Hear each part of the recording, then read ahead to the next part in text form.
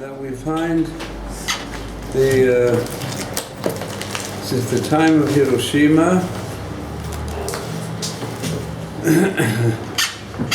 there have been fulfillment, to some extent, not entirely unfortunately, of MAD, mutually assured destruction of mankind, which is a threat. But the balance of terror has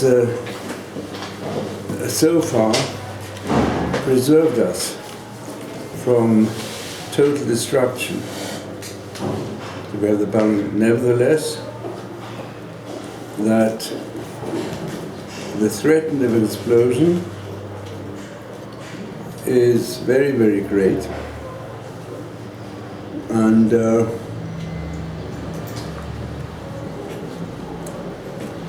there are many of the great experts who feel, like is constantly emphasized by our present Prime Minister, that situation, that maniacal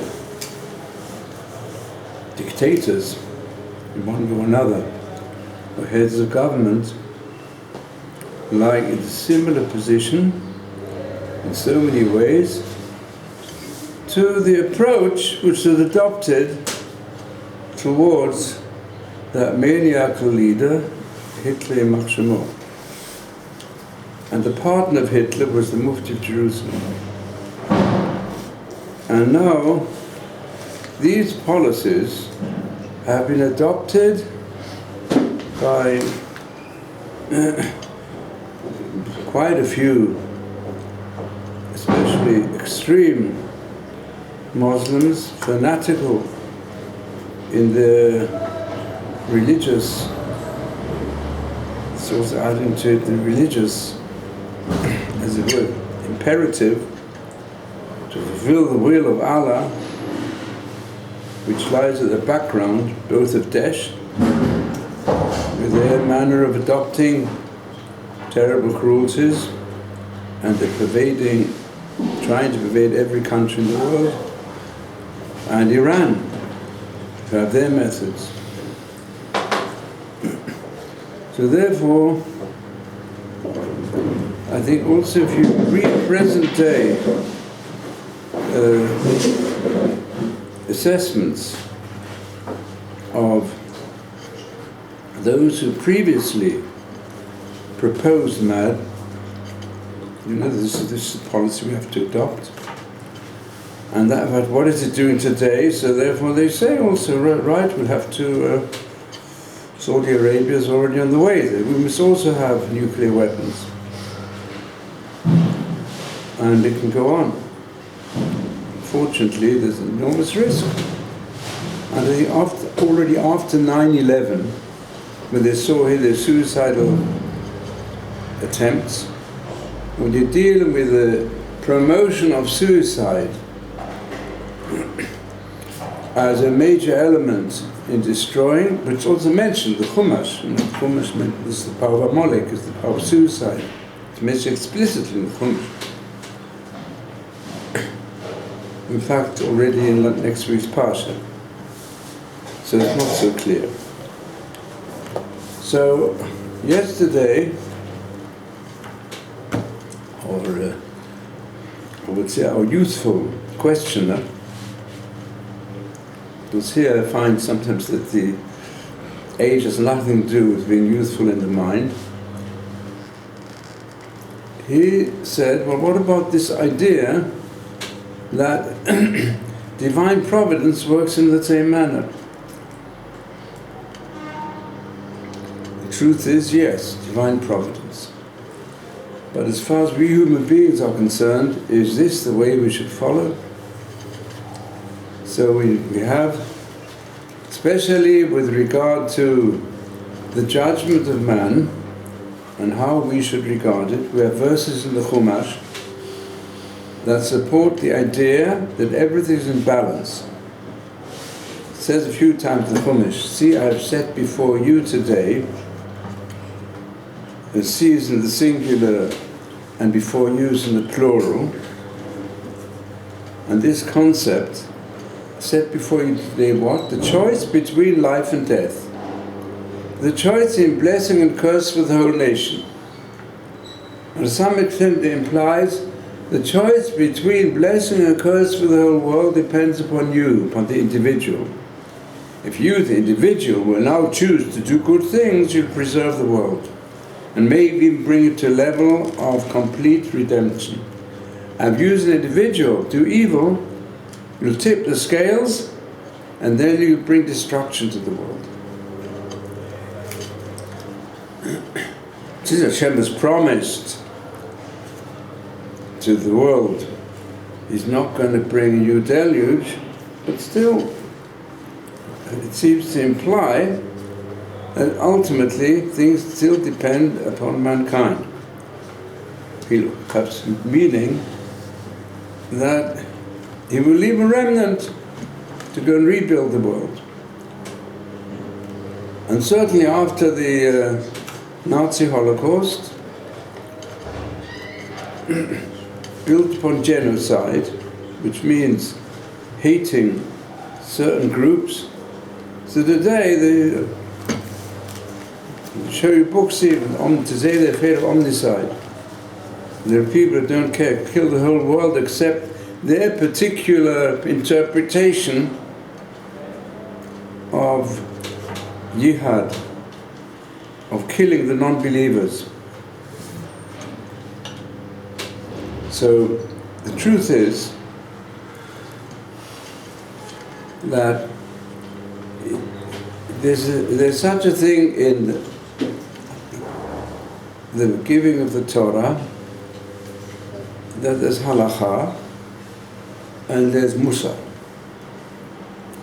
Different halakha and musa. Halakha tells you how to behave and to act. Musa is to tell you how to become a greater saint inside. The truth is, all the halachot are also musa. It's called halakha because it's fulfillment of what it says in the Chumash constantly about the derech Hashem, the path of Hashem. The halachta bidrachav, you've got to go in the ways of Hashem. And from here we learn out how you've got to try to become a saint. So therefore the Torah emphasizes that the whole of, as far as each individual is concerned, unless the individual takes upon himself to the maximum to develop saintliness, then he's not fulfilling his complete duty as being created by Hashem. And therefore, in addition to fulfilling all the halachot, to go on the path of Hashem, to walk with one's body, the path of Hashem, you also have to try to improve your character. Unless there be improvement of character, it can become so destructive that even though you follow, like let's say, it's no question, some of these Muslims of Daesh and others, they've got very strict laws concerning the tradition of when to pray and how to pray and what to do and other things. They might even have certain laws of charity which apply to their group, but not to the non-believers. There they think suicide is one of the greatest duties to fulfill for Allah, and then they go straight into the Quranic paradise, and certainly murder in the most cruel manner to the non-believers. So therefore, in halakha is one thing, but in the concepts of how a person should feel responsibility for the world, the person shouldn't say, what I do does not matter. Because that will be the policy we're going to teach our children, that what you do doesn't matter. They'll grow up to say, I can do whatever I want, and therefore I can steal, I can lie, For example, I'll just give you a practical example, that if we look at the future generation of the Palestinians who are given a Palestinian education and youth, even those who are not as evil as the men of Daesh, they don't only give to the children in education, that you've got to kill the Jews and so on, but they don't actually train them to become terrorists. Those who train the little children to become terrorists, even at a young age, it's very evil. We have a similar situation in the land of Israel, where we're supposed to be models of the nations of the world. And we can see today how important it is. Here in Israel, if Israel would be known in the whole world as the bastion of morality, to preserve the Noahide Code, even let's not go further, preserve the Noahide Code in all its details, which is also not so easy. And we will train our children in that direction. Be very good. So look what's happening here in Israel. Children, youngsters, even before teenagers, even when they are teenagers, in the schools where Torah is not taught, you have to have a security person who stops them coming in with weapons, stops them coming with drugs, some of them even before Bar Mitzvah. They don't teach them the morality of the Torah. It's a very serious situation. And teachers feel threatened often. And some of them are growing up with great wildness inside themselves, because they're also constant victims, you can say, of the most obscene and most cruel things they see on the mass media, and it goes right into their pocket, in the iPhone, or it goes right into their home as the regular screen, which is running all the time. So how can you even blame them? How can you blame these Palestinians with their brain contaminated? So therefore we see what's going to happen to these children when they grow up. They become juvenile delinquents, and then after they become criminals, and even if they live outside because of what society demands, in certain ways where they reach even leadership, but we see even some of the leaders are criminals. And here in Israel there's constantly, today they're making, Today there's a huge court case against the heads of the police, some of the heads, even those who were responsible for investigating criminals. So what have we become here? We've become a rogue state. Even in Israel, we've got to do our best. And therefore every person has a responsibility. You find also, so of course, there are so many non-religious parents who were educated in perhaps in concepts of socialism, and they see what's going on, so they'll send their children to the schools that have been founded by Haredim, Shuva schools, that's another school, not a Shuva is for Russians, and there are also similar schools for Israelis, where the parents in the home, they didn't keep anything, but they see what's going on in the schools, they send them to these schools. They're on a very high level academically, and they see also, obviously they get better results in Bagrut. It's obvious, today the highest results in some of the Bagrut are the Beis Yaakov schools. And now they have many schools, not Beis Yaakov, but the Haredim themselves. Many similar schools where the families they're far removed from any form of Haredi Judaism. But they say for us it's more important the children grow to be a mensch. Let them learn to become good human beings, which is the basis of the Torah. And that's what they train them for. So therefore we see the responsibility which each one of us Jews have is enormous. So in order to emphasize this, it's already in the Chumash. A person shouldn't say, why should I do this, that, and the other? I want to follow my own loves. I love drugs. I like them. They bring me to a high. I love drink. So what? So what if people don't? And I like to drink. And I also enjoy fight. I also enjoy danger. Even there are a lot of youngsters who are daredevils, and they'd say, let's do like all of them. Take risks. So today, for example, there's sometimes I would say today there's more danger on the pavement than there is in the middle of the street.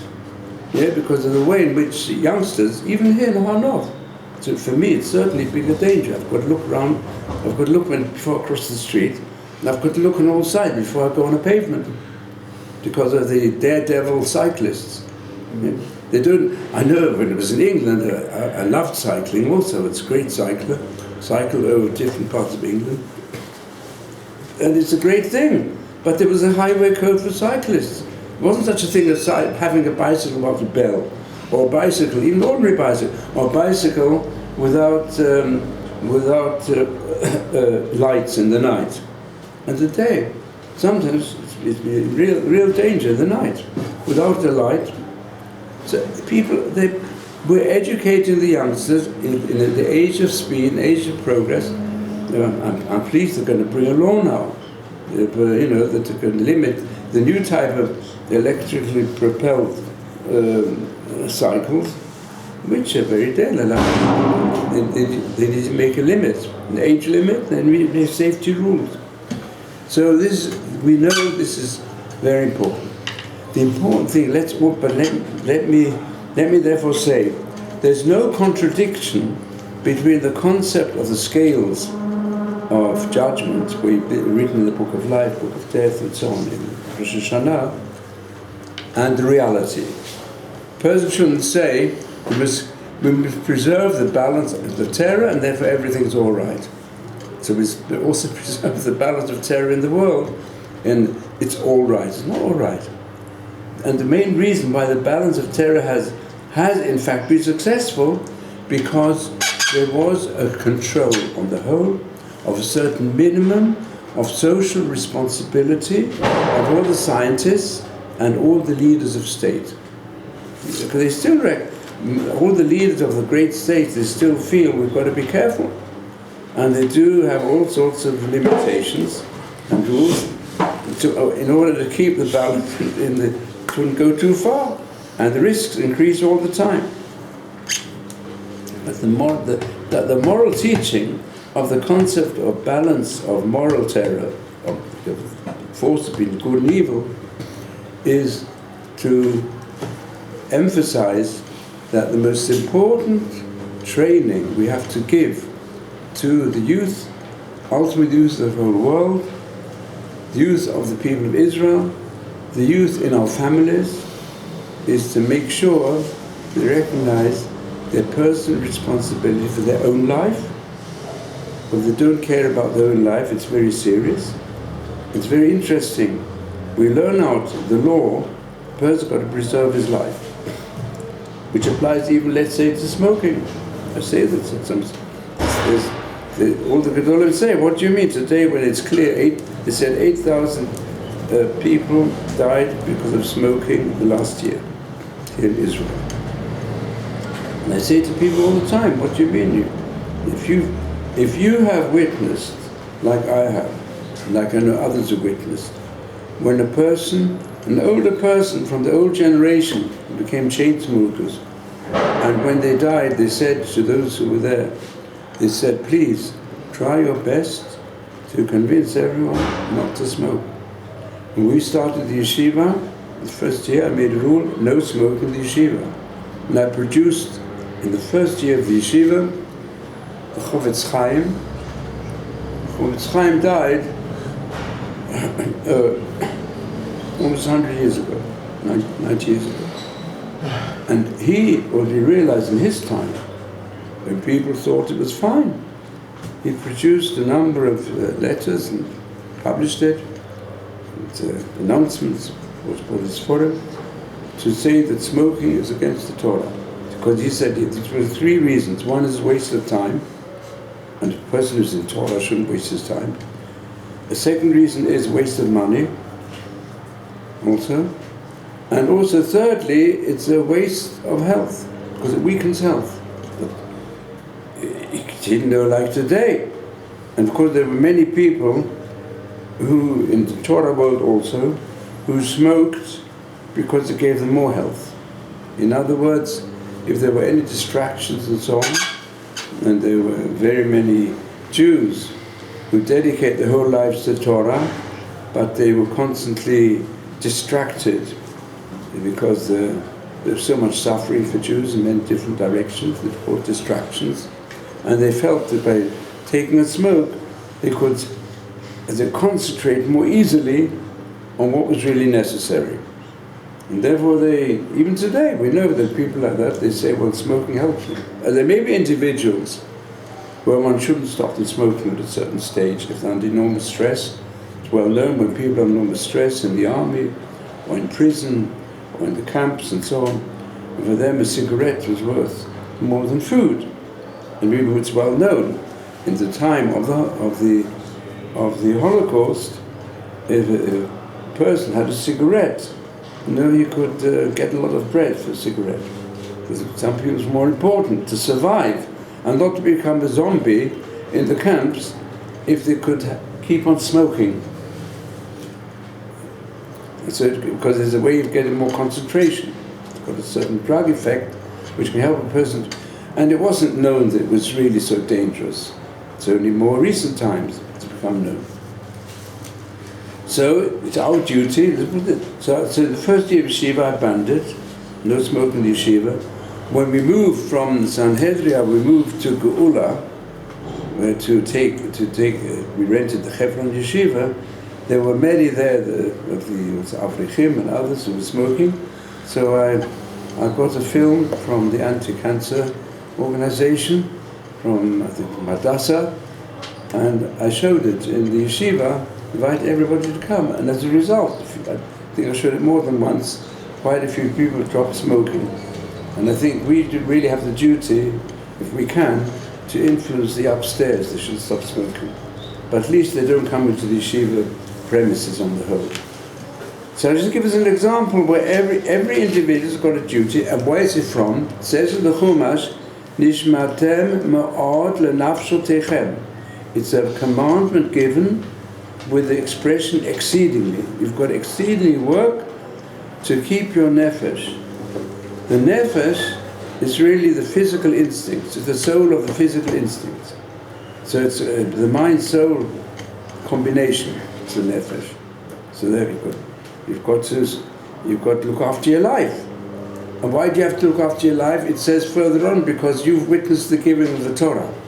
We as Jews who witness the giving of the Torah and try to fulfill it, we have enormous duty to live as long as possible and to spread the light of the divine revelation to the world, and also to allow our souls to develop in the highest level, and then we have to look after our health.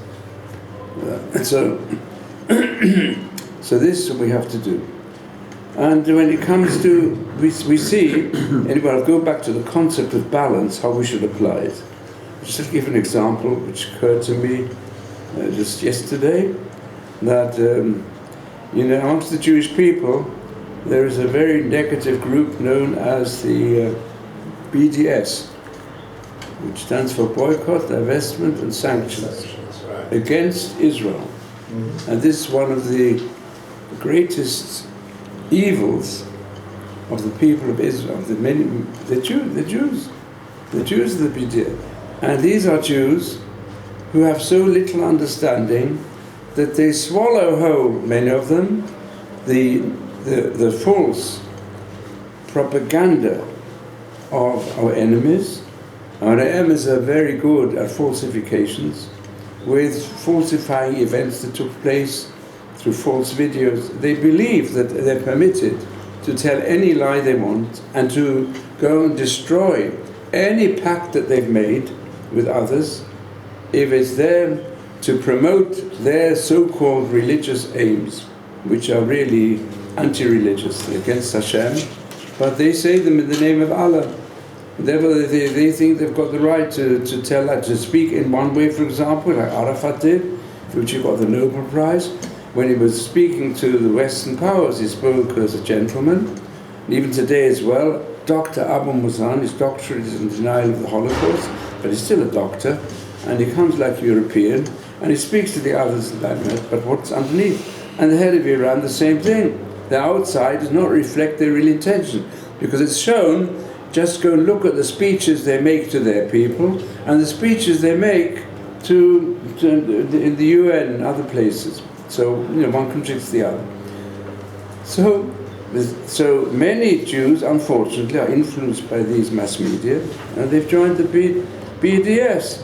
So I say we've got to counterbalance the BDS by the BSD, Because BST is how many people who don't so much Hebrew, that's how they transcribe B'siyata D'Shmaya, that we believe in the help from heaven.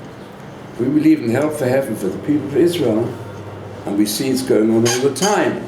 Despite all the attempts of our enemies to destroy us, their weapons of destruction have destroyed more of them than they've destroyed us. Let's be thankful to Hashem. Although we suffer on many sides, we're suffering from a constant barrage of evil propaganda and all evil threats, but when it comes to the fulfillment, B'siyata D'Shmaya, Hashem has helped us. And so therefore let's concentrate upon trusting in Hashem, that He will help us. But He demands from us something. He demands from us that we should first of all turn to our Father in heaven for help. Because this is what was said with Amalek. Amalek came, and so Hashem said, yes, because you complained, you doubted whether Hashem was looking after you. That means you forgot about Hashem too much. But it says, Hayesh Hashem b'kebeinu emahin. They didn't really feel that Hashem was in the midst. Vayavu Amalek. So what's the mashal? This actually is the mashal. Now, there's a person carrying his little son through the jungle, yeah, and the father had him on his shoulders, was constantly giving him to drink, giving him to eat, and so on. But the son didn't even realize, he forgot on whose shoulders he was riding. And therefore, when he saw a certain person in the difficult journey of the jungle facing them, he asked them, have you seen my father? I don't know where he is. I don't know where my father is. So the father says to him, what? I'm feeding you all the time. I'm carrying you all, feeding you all the time. And here there are lions here, there are snakes and vipers, and there are pits. And I'm taking you to this terrible jungle. And you go and ask him, where is my father?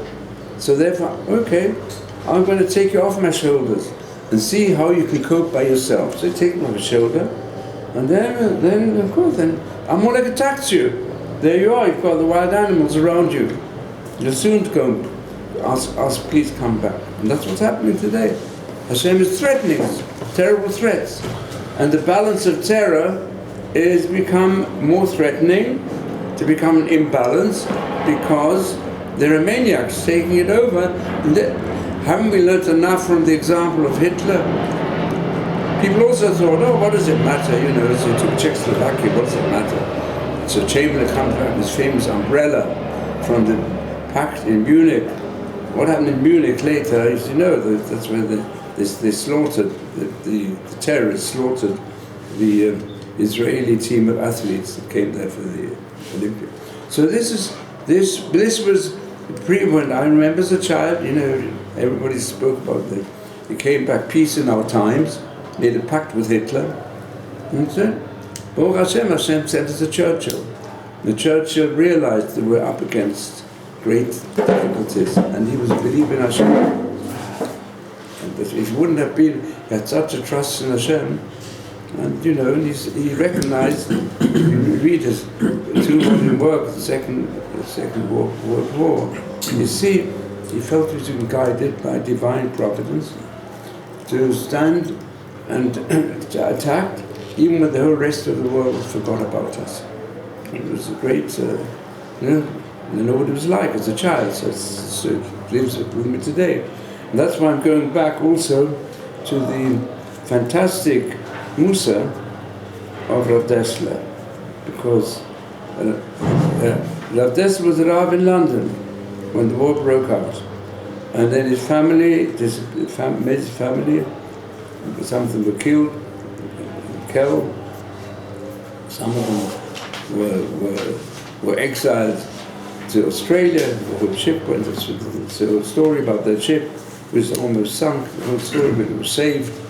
So the man managed to survive in Australia, but he was by himself, and his children were scattered. And at the beginning of the Holocaust, many Jews were interned themselves in different places, like also my father, my brother. They were interned in a type of camp, because after all they were German citizens, and had been German citizens, although they were Jewish. And and everybody suffered from the Blitz. The Blitz, England was almost destroyed completely. It was saved also through miracles, because the forces of the Nazis were much stronger. But Baruch Hashem, we survived, and he, in that situation, he expressed deep ideas of how to cope with the Holocaust from the point of view of a deep understanding of the purpose of life, and life especially of the Jewish people. And he built up the famous koil with the gates up, but that we'll see soon. So I don't know, have I answered your question? You want to ask any other matters in this connection? Okay, I'll answer. Forgetting international relations. Yeah. Okay. It's a pointed question. If I do a mitzvah, Yeah. we're in even balance now. Yeah. And I do the mitzvah, it's 50.1. Let's say it creates 0.1. Yeah. And everyone here does 1. Is the world continuously balanced to 50.2, 7, until it reaches 100%? And there is no counterbalancing effect? Will all the evil then disappear if we all do the mitzvahs to 100%? How Hashem runs the world, and what he considers to be a sufficiently high level to bring destruction upon most of mankind, of evil, or sufficiently high level of good, that is beyond our understanding. And only Hashem knows. And certainly it doesn't go with numbers, it doesn't go with statistics, it goes with the higher concepts of divine providence. We know, we say it, part of all this concept which is mentioned in the last song of Moshe Rabbeinu, last part of the Torah, that Hatzur Tamim Polo, we say, he's the rock, all whose works are perfect. And there's no iniquity in him. Yichod Rachav Mishpat, all his paths are paths of justice. But to start calculating, that's not for us. We just have to recognize each one of us is responsible for fulfilling the maximum power of saintliness that God has given him, according to circumstances. But which type of action is considered good? He said there may be, let's say, an action which a person does because it is his environment, so that's not considered something great. There may be something which a person does against an evil environment can be very great. If a Swedish diplomat who in a society governed by the Nazis, but he had certain immunity and used it to save the lives of 100,000 people, even going with the trains that were on their way to Auschwitz, and he knew what was going on there. People didn't really know, but he threw out permits for them to be able to escape, get out of the country. They left, right and center and saved 100,000 Jews. Maybe that brought the situation that ultimately Hitler fell, together with his Muslim partner. So we don't know how Hashem calculates things. And it was a great error for us to try to imagine that we human beings can enter into all the different calculations of Hashem, because we have complete faith that Hashem is perfect, His ways are perfect, and He knows what He's doing. Many things that happen in the world you can't easily explain according to laws of cause and effect. Even, let's say, what's happened now to Turkey. I'll give you an example where the previous Prime Minister or President, he thought for sure he's got the largest party, he's going to rule the country. He became a really supporter, more or less, of Hamas and others, because it went very extreme. But Baruch Hashem, that the Kurds, although they had a smaller a smaller party, but they're the ones, together with the allies, who have caused him to lose his position. So we hope now this is going to be a help also to protect us, at least from the way in which Hamas and Hezbollah and so on was supported even by Turkey. So Hashem leads things. If Hashem has brought it about that Obama has got this turn face, well, we'll see what's going to happen to him, because Hashem might, because of his extreme, even personal attacks on our Prime Minister, we're going to see what the outcome will be. And we have to believe in Pesiyat Dishmaya that he'll help us and help the world by not treating Iran with kid gloves, as he's doing. And that the logic will take the place of it's an ambiguous and ambivalent relationship towards the threats of nuclear forces being used in any part of the world. In fact, he's constantly threatening that Israel is going to obliterate. So let's hope that, as we say, after Lepume, there should be dust and destruction to these words, but this will not happen.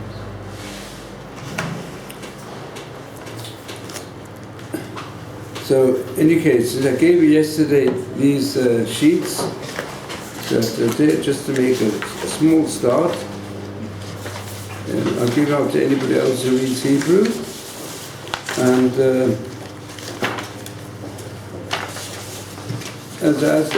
the concept which Adessa develops here is one already developed a great deal by the Prophet Chaim.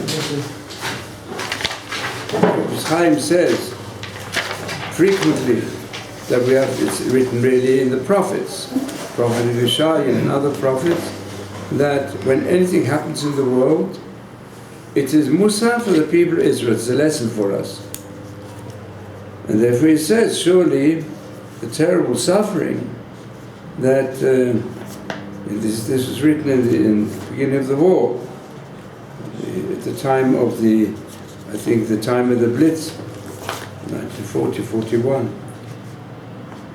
It says, all the suffering, we don't know clearly what lies behind it, but it's something to teach us Musa. So when we're in such a situation where we have such terrible suffering, and it doesn't teach us anything, then the question arises,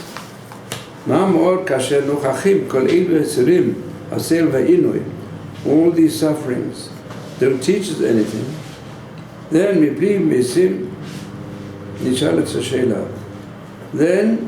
obviously the question arises, Ribono shel Olam, Master of the universe, what is the ultimate target of the continuous suffering? If it doesn't teach us anything, what is their purpose?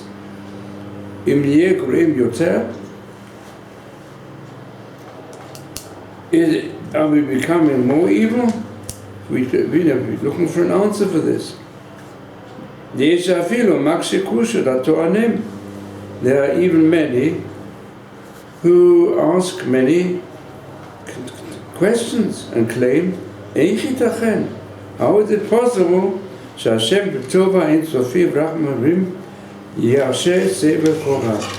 that Hashem, whose compassion is infinite and his goodness is infinite, how can he allow us suffering? So, I'm not going to his answer now. I'll just tell you an experience. I used to give on Tisha B'Av quite frequently talks in Yad Vashem. And you can go to Yad Vashem Tisha B'Av.